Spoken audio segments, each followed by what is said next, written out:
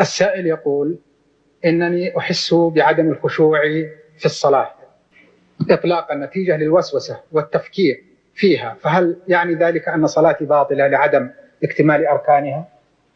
الواجب عليك إذا دخلت في الصلاة أن تستحضر أنك بين يدي الله، وأنك المرء منه مسمع، وأنك في مقام عظيم، لا تخشع لله وتقبل على صلاتك، قراءتك وركوعك وسجودك، حاضرا بقلبك خاشعا لله خائفا منه وجلا منه سبحانه وتعالى، وأن تبتعد عن الوساوس غاية الابتعاد.